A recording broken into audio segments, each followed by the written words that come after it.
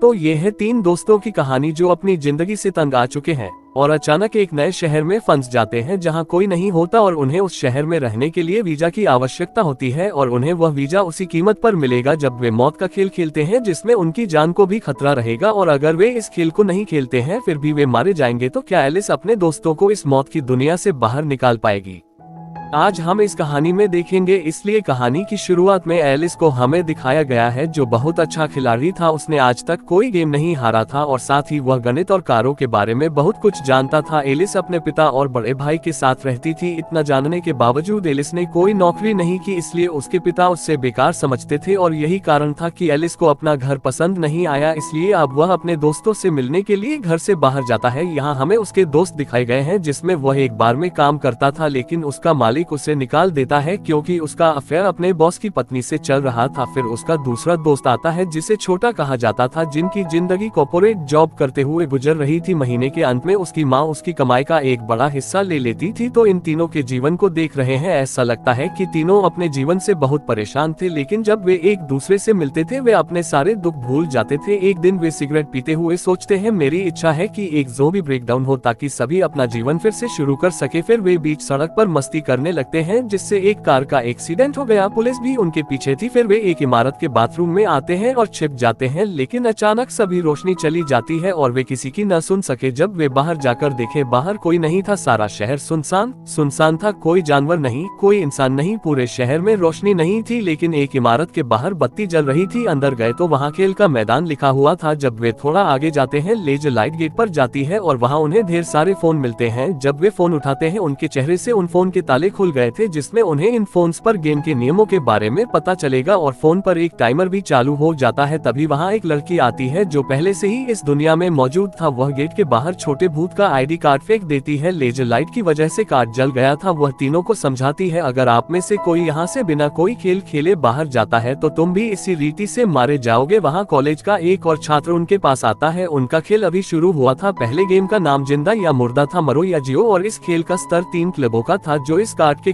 का नाम है। अब वे एक कमरे में आते हैं। 2 दरवाजे थे जिन पर जिंदा या मुर्दा लिखा हुआ था। उन्हें बताया जाता है कि अगर वे सही दरवाजा नहीं खोलते हैं तब वे सब मारे जाएंगे। उनका दोस्त छोटा यह सब अपने फोन में रिकॉर्ड कर रहा था क्योंकि अब तक उन्हें यह सब मजाक जैसा लगता था। तभी उस कमरे में एक गैस फटने लगती है। उन्हें जल्दी से कोई भी दरवाजा खोलना था, नहीं तो उनके कमरे में आग लग सकती थी। यहाँ उनसे मिलने वाली लड़की कहती है, हमें जिंदा का दरवाजा खोलना चाहिए। यह सुनकर कॉलेज स्टूडेंट भी बिना सोचे समझे जिंदा का दरवाजा खोल देता है, जिससे गरीब बच्ची की मौत हो गई। तब वह लड़की मौत का दरवाजा खोलती है। हर कोई अब वहां आता है। वे सब बच गए। अब सभी इस खेल को गंभीरता से लेने लगे क्योंकि इसमें उनकी जान जा सकती थी। बगल के कमरे में 2 दरवाजे थे। यहाँ वह लड़की जो उनके साथ थी वह एलिस से कहती है, इस बार आपको दरवाजा खोलना होगा, पर एलिस में इतनी हिम्मत नहीं थी। उसका दोस्त जो बार में काम करता था वह दरवाजा खोलता है और उसकी किस्मत बहुत अच्छी थी कि उसे सही दरवाजा मिले। सब उस कमरे के अंदर चले गए। अब आगे 2 दरवाजे और थे, यहाँ भी उन्हें सही द्वार चुनना था। एलिस का दोस्त उसे बताता है, आपको अपने दिमाग का इस्तेमाल करना होगा क्योंकि वह बहुत अच्छा गेमर था। अभी भी एलिस याद है कि इस इमारत में आने के दौरान उसने एक नक्शा देखा जिसमें 7 कमरे थे और उन्हें यहाँ से भागने के लिए अंदर का दरवाजा खोलना पड़ता है। सब अब अंदर कमरे में आते हैं जहाँ उनके सामने एक ही कमरा था जहाँ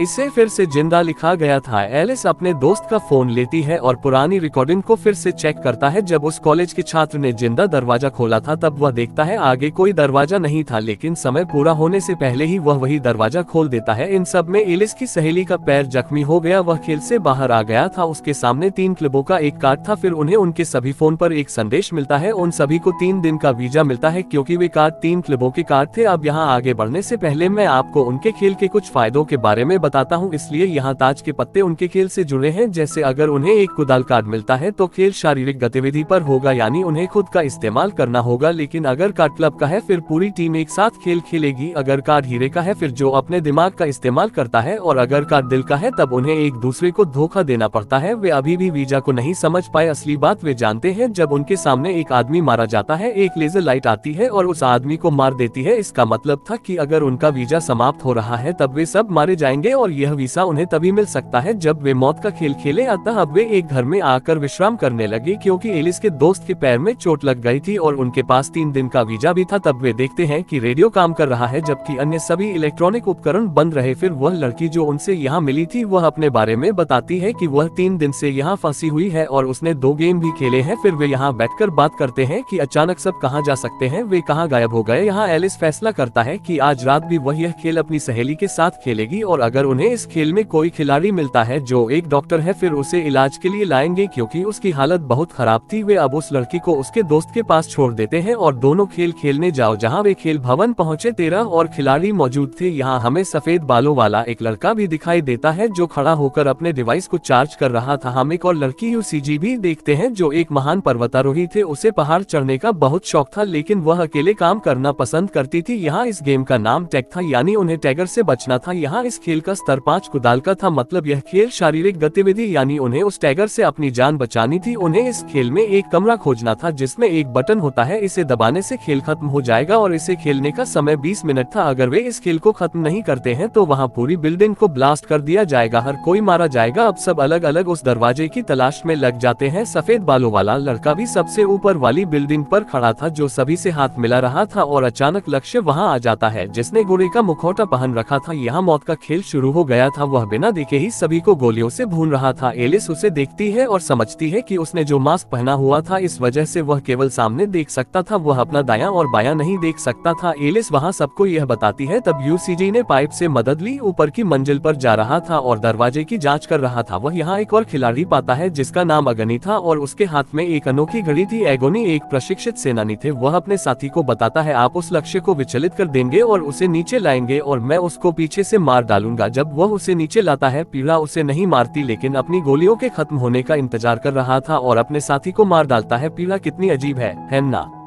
फिर वह उस लक्ष्य पर गैस छोड़ देता है और उसे मारने की कोशिश करता है। इसी बीच एलिस को भी एक दरवाजा मिल गया जहां गोलियों के काफी निशान थे, वरना अगर वहां कुछ नहीं होता तब लक्ष्य ने उस दरवाजे पर इतनी गोलियां न चलाई होती। सफेद बालों वाला लड़का भी इस बात को समझ गया। वह एलिस के साथ उसी कमरे में जाता है लेकिन वहां उनका सामना दूसरे लक्ष्य से होता है। लेकिन यहाँ यह सफेद बालों वाला लड़का है अपने उपकरण से लक्ष्य को झटका देता है जिसे हमने शुरुआत में चार्ज होते हुए देखा था, लेकिन वह लक्ष्य फिर से उसके होश में आता है और उस पर हमला करता है। भागते भागते एलिस दूसरे कमरे में आ गई जहां वह देखता है वहां 2 बटन थे और उन्हें एक साथ दबाया जाना था। एलिस अब किसी को मदद के लिए बुलाती है। यूसीजी था, वह आती है और देखती है कि लक्ष्य भी यहां पहुंच रहा था और एलिस के साथ लड़ रहा है। फिर सफेद बालों वाले लड़के की डिवाइस की मदद से यूसीजी दूसरे लक्ष्य को झटका जिसके बाद वे दोनों कूदते हैं और दोनों बटन एक साथ दबाते हैं। लेकिन समय समाप्त हो गया था, लेकिन उन्होंने अपना काम 1 सेकंड पहले ही पूरा कर लिया था। यहाँ जब लक्ष्य उसका मुखौटा हटा देता है तब वह एक महिला थी। यहाँ हमें पता चला कि वह भी एक खिलाड़ी थी, उसका काम यहाँ सभी को मारना था। एलिस देखती है कि महिला के गले में पट्टी बंधी हुई थी जो कुछ देर बाद फट जाता है। वह महिला मारी जाती है। इसके बाद एलिस और उसकी सहेली दोनों वॉकी टॉकी पर बात करती है। उन्हें एक समुद्र तट खोजना पड़ा। सफेद बालों वाले लड़के को उसी महिला से कागज का एक टुकड़ा मिलता है जिस पर कुछ पंक्तियां बनाई गई थी। वह उसे अपने पास रखता है। फिर जब वे घर आकर बात करते हैं जहाँ एलिस का दोस्त जो बार में काम करता था वह उन्हें उसी संदेश के बारे में बताता है जिसे उन्होंने वॉकी टॉकी पर सुना था। यहाँ वह लड़की जो लड़के के साथ थी उनका वीजा खत्म होने वाला था, इसलिए उन्हें फिर से खेल खेलना पड़ा और वीजा प्राप्त करना पड़ा। अब इन चारों को यह खेल खेलना था और उसका नाम लुका छिपी था। इस खेल में उन्हें छिपकर एक दूसरे की तलाश करनी थी। इस गेम को खेलने के लिए उन्हें हेडफोन और चश्मा दिया जाता है। जैसे ही वे इसे पहनते हैं उनकी गर्दन बंद हो जाती है और उनके गले में वही पट्टी बंधी हुई थी जो उस महिला के गले में था और वे एक दूसरे के चेहरे को स्कैन कर रहे थे। इस खेल का स्तर 7 दिलों का था। अब दिल का अर्थ है कि उन्हें एक दूसरे को धोखा देना है। इस खेल में एक व्यक्ति भेड़िया होगा और उसे बाकी खिलाड़ियों से छिपना होगा और जो कोई उसे पहचान लेगा वह स्वयं भेड़िया बन जाएगा। खेल के 15 मिनट बाद भेड़िया जो भेड़िया बनकर रहेगा, इसके अलावा बाकी सभी मारे जाएंगे। यानी इस गेम में सिर्फ एक ही शख्स बचेगा। जब एलिस का छोटा दोस्त सुनता है कि सभी मारे जाएंगे वह पागल हो जाता है और अपनी पट्टी हटाने की कोशिश करता है। एलिस कहती है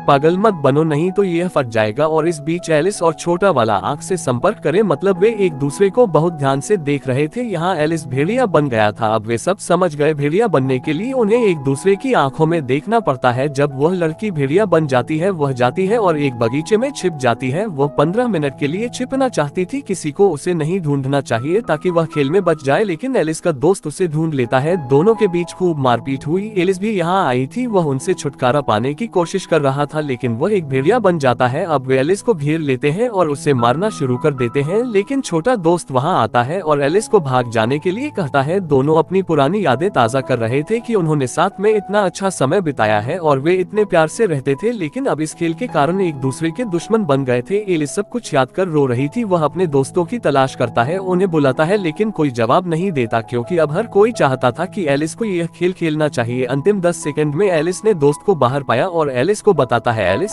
धन्यवाद। और एलिस की आंखों के सामने उसके दोस्त की पट्टी फट जाती है जिसने उसे मार डाला। एलिस के तीनों दोस्तों की गर्दनें उड़ गई थी। वह अपने दोस्तों की मौत पर बहुत रोता है। वह बहुत दुखी था। अगले दिन जब यूसुके अपने लिए खाना ढूंढ रहा था वह एलिस को सड़क पर पड़ा हुआ देखती है। वह उसे उठाकर अपने घर ले आई। हम देखते हैं कि यूसुके को घर में अकेले रहना पसंद था। जब एलिस को होश आता है वह उसे बताती है आपने खेल में मेरी मदद की इसलिए मैं आपकी मदद कर रहा हूँ। यूसुके उसे बताता है कि मेरे पिता बहुत अच्छे पर्वतारोही थे, उन्हें पहाड़ों पर चढ़ने का बहुत शौक था, लेकिन जब उनकी मृत्यु हुई मीडिया ने झूठी खबरें फैलाई कि उसने अपनी जान ले ली। इसका मतलब था कि एक दिन हम निश्चित रूप से अपनों को खो देंगे, लेकिन इसका मतलब यह नहीं है हमें उनके साथ मरना चाहिए। मृत्यु तभी आएगी जब हमारा समय होगा, इसलिए जब तक हम जीवित हैं हमें लड़ना है। वह एलिस को प्रोत्साहित कर रही थी। एलिस उसकी बात सुनती है और फैसला करता है कि वह इस खेल का प्रमुख खोज लेगा और अपने दोस्तों की मौत का बदला लेता है, लेकिन अब उनका वीजा खत्म होने वाला था। इसलिए रात में वे खेल क्षेत्र में एक सुरंग तक पहुंचते हैं। जब वे वहां जाते हैं उन्हें बस में 3 खिलाड़ी मिले जो पहले ही 3 गेम जीत चुका था और उनमें बहुत अच्छी मित्रता थी, लेकिन एक खिलाड़ी के पैर में चोट लग गई, वह ठीक से चल नहीं पा रहा था। इस खेल का नाम था दूरी और इस खेल का स्तर क्लब का 4 है। इसका मतलब है कि यह एक टीम वर्क गेम था, सभी को एक साथ खेलना था, उन्हें अपने गंतव्य तक पहुंचना था 2 घंटे पहले, और अगर उन्होंने ऐसा नहीं किया तो आप जानते हैं कि उनका क्या होगा। उनके फोन में एक इंडिकेटर था जो उन्हें बताता है कि उन्हें कितनी दूरी तय करनी है। वे बस चलाने की कोशिश करते हैं, तब वे सब दौड़ते हैं और दूरी तय करने का प्रयास करें। उन्हें सुरंग के दूसरी ओर जाना था जो बहुत लंबा रास्ता था। जिस खिलाड़ी के पैर में चोट लगी हो वह भाग नहीं सका, इसलिए वह अपने दोस्तों को जाने के लिए कहता है। वे नहीं जाना चाहते थे, लेकिन वे क्या कर सकते थे, अब वे उसे वहीं छोड़ देते हैं। जब वे 6 किलोमीटर की दूरी तय करते हैं तभी वहां एक काला पैंथर आया जो 3 खिलाड़ियों में से एक खाता है जिनसे वे बस में मिले थे। जब पैंथर उसे खा रहा था फिर अन्य 3 मौका देखो और भागो। जब वे आगे बढ़ते हैं तो एलिस वहां एक बाइक देखती है। अब बाइक में ईंधन था लेकिन बैटरी नहीं थी, इसलिए उन्होंने इस बाइक को लेने का फैसला किया वापस बस में ताकि वह इस बाइक का फ्यूल बस में डाल सके और बस में खिलाड़ी जिसके पैर में चोट लगी है भी बचाना चाहिए। यहाँ यूसुके और उनके साथ एक खिलाड़ी अंत में आया, लेकिन पानी की बाधाएं थी जिसमें काफी पानी था और जैसे ही खेल खत्म हो गया वह पानी सुरंग में आएगा, हर कोई मर जाएगा। पानी अब सुरंग में आता है। वह खिलाड़ी जो यूसुके के साथ था वह उसे बचाने की कोशिश करता है। एलिस भी बस के साथ आई थी जहाँ यूसुके एलिस की और अपना हाथ बढ़ाता है जिससे वह अब बस में आ गई थी, लेकिन उनकी बस पानी में डूब गई। जब पानी वापस चला जाता है वे बस के ऊपर खड़े होते हैं। वे बस पर लिखा लक्ष्य देखते हैं जिसे देखकर एलिस चिंतित हो गई। वह समझ कि हम फोन पर 0 डिस्टेंस देख रहे थे। वह शुरू से ही गोल में बैठे थे। इन 3 इस खेल को जीत लिया था। जिसके बाद एलिस और यूसुके पुल के नीचे खड़े होकर बातें कर रहे थे। एलिस उसे एक समुद्र तट के बारे में बताती है। कहते हैं कि हमें इस गेम के प्रमुख का पता लगाना है। कौन जानता है उस जगह पर लोग हैं जो कुछ दिनों तक सिर की तलाश करते रहते हैं। इस बीच यूसुके एलिस को बताता है शिकार के तरीके। उनकी दोस्ती बहुत अच्छी थी। एक दिन यूसुके और वह खेल क्षेत्र के सभी खिलाड़ियों पर नजर रख रहे थे। वे वही अजीब देखते हैं। उनके हाथों पर देखो जो हमने देखा था। एगोनी और उसके साथियों के हाथों। उन्होंने समझा कि जो लोग घड़ी पहन रहे हैं एक विशेष समूह का हिस्सा है जो खेल के बाद बच जाते हैं। वे कार में बैठते हैं और निकल जाते हैं। वे उस कार का पीछा कर रहे थे। वे एक स्थान पर पहुंच जाते हैं। वे एक होटल देखते हैं। वे देखते हैं और सोचते हैं कि पूरे शहर में बिजली नहीं है, लेकिन यहाँ बिजली है। इसी बीच वहाँ कोई आ गया, उन्हें बेहोश कर लिया। जब उन्हें होश आता है उनके सामने कुछ लोग थे। एक आदमी था जिसे नफरत करने वाला कहा जाता था। कहते हैं मैं यहाँ का राजा हूँ और वह वास्तविक दुनिया का रास्ता जानता था। सभी राजाओं के कार्ड थे दीवार पर। वह बताता है कि यहाँ सभी लोग मेरे खास लोग हैं। वे गेम जीतते हैं और कार्ड जमा करते हैं मेरे साथ, और यदि आप में से कोई सभी कार्ड प्राप्त करता है तभी कोई वास्तविक दुनिया में जा सकता है। वह उनसे कहता है कि अब तुम्हें खेलना है एक अन्य खेल की। अगर आप जीत गए आपको वह कार्ड मेरे पास जमा करना होगा, और अगर आप ऐसा नहीं करते जाते हैं तब आप जानते हैं कि आपका क्या होगा। एलिसुर और यूसिके के पास कोई दूसरा रास्ता नहीं था, इसलिए दोनों नफरत करने वाले से सहमत। रात को जब वे सबके साथ खेल खेलने जाते हैं, वे एगोनी और लड़के को देखते हैं सफेद बालों के साथ। इस खेल में उन्हें मारना था 4 जंगली जानवर, जिसमें बड़े बाघ, पैथर और चील हैं। एगोनी की टीम के पास हथियार थे, इसलिए ये जानवरों को आसानी से मार देते हैं। दूसरी तरफ यूसिके की टीम को एक टास्क दिया गया है कि उन्हें खोजना है अंधेरी इमारत में एक नंबर, और उनके पास केवल 9 मैच थे। यूसिके को भी मिलता है वह संख्या। असली खेल एलिस के साथ था। एलिस का एक लड़का था जो एक सर्जन था नफरत करने वालों की टोली से, इसलिए वह एलिस की परीक्षा ले रही थी वह सक्षम है या नहीं कि उसे नफरत करने वालों की टीम में रखा जाएगा या नहीं। जो लोग खेलने जा रहे थे एलिस के साथ खेल, उसका नाम था लाइट बल्ब। वह ट्रांसफार्मर के नीचे खड़ा था और सुरंग में पानी भर रहा था। इस खेल का स्तर था हीरे के 4। इसका मतलब है कि एलिस को अपने दिमाग का इस्तेमाल करना था। उसके सामने एक बल्ब था और 3 स्विच थे, ए, बी और सी। उसे यह पता लगाना था कि कौन सा बल्ब जलाएगा, लेकिन उसकी असली समस्या थी कि बल्ब का दरवाजा बंद हो जाएगा। उसे पता नहीं चलेगा कि बल्ब काम कर रहा है या नहीं। वहाँ एक लड़की है, जब वह सितारों की जांच करती है वह मारी गई, लेकिन एलिस अपने दिमाग का इस्तेमाल करती है और इस कार्य को पूरा करता है। इसका मतलब है कि उसे बी से स्विच करना पड़ा। सर्जन पहले से ही जवाब जानता था, लेकिन उसने एलिस को कुछ नहीं बताया। अब एलिस वापस होटल आती है। एलिस को नफरत करने वाले के सामने पेश किया जाता है, क्योंकि एलिस भी था उनकी टीम का एक हिस्सा। आज नफरत करने वालों का वीजा खत्म होने वाला था, इसलिए वह सबको बताता है कि आज रात वह खेल खेलने जाएगा। पीरा अंक उसके साथ ही यहाँ शायद आज कुछ होने वाला था। नफरत करने वाले के जाने के बाद अगली सुबह एलिस और यूसी के सभी से पूछो वास्तविक दुनिया में उनके साथ क्या होता है। कोई कहता है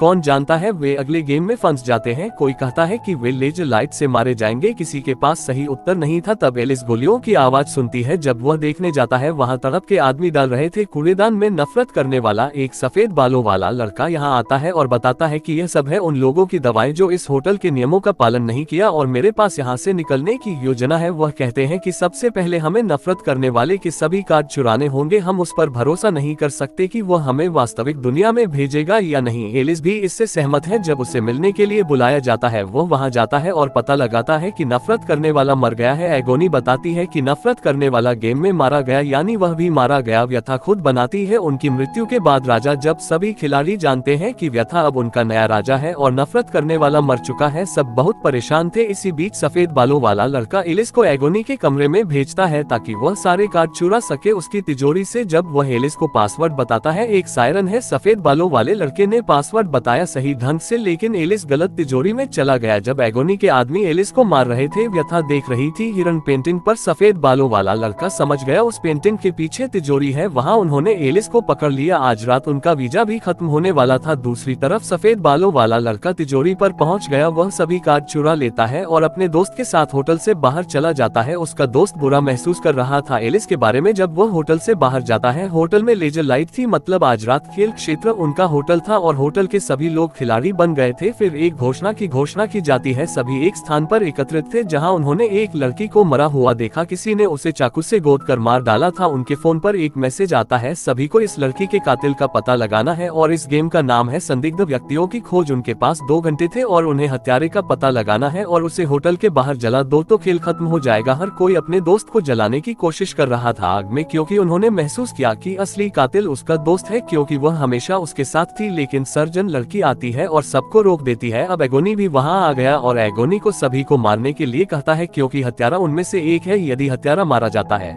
तो खेल समाप्त हो जाएगा। इस वजह से हड़कंप मच गया। होटल में खो गया है। एलिस भी यूसी द्वारा पाया जाता है। वहां सर्जन मृत लड़की के शरीर से चाकू निकाला और उस पर लगे फिंगरप्रिंट की जांच करता है। छत पर सफेद बालों वाला लड़का पीड़ा के आदमी से मिलता है और कहता है, हमारे बीच कोई है जो गेम मास्टर से संबंधित है और उसने हमारी सारी जानकारी दे दी है। पर यह सब सुनकर मनुष्य बहुत गुस्सा आता है। वह सफेद बालों वाले लड़के को शूट करने जा रहा था। फिर वह उसे रिवर्स फ्लेयर गन। सर्जन को भी पता चल गया था असली कातिल कौन है, इससे पहले कि वह सबको बताए। कुछ लोग आओ और उसे बेहोश करो। पीड़ा सबको इकट्ठा करती है। एलिस का कहना है कि तुम असली हत्यारे हो। एगोनी कहती है, हाँ, मैंने उस लड़की को मार डाला, पर किसी की हिम्मत नहीं थी एगोनी को गोली मारने के लिए। एलिस कहती है, नहीं, तुमने उस लड़की को नहीं मारा, लेकिन आपने हेटर को मार डाला। एगोनी ने हेटर को मार डाला क्योंकि हेटर का दिमाग इन्हीं लोगों के बीच रहकर बर्बाद हो गया। वह कुछ भी करने को तैयार था इस खेल के पीछे, लेकिन वह उनका बहुत अच्छा दोस्त था, वह उसे कभी खोना नहीं चाहता था। तो अब उसने महसूस किया हेटर की मौत के लिए हर कोई जिम्मेदार है, इसलिए उसने होटल में नरसंहार शुरू कर दिया। एलिस गेम मास्टर कहते हैं अभी भी हमारे साथ खेल खेल रहा है ताकि वह हमें यहाँ फंसा सके। इस लड़की ने खुद को मार डाला है, यह साबित करने के लिए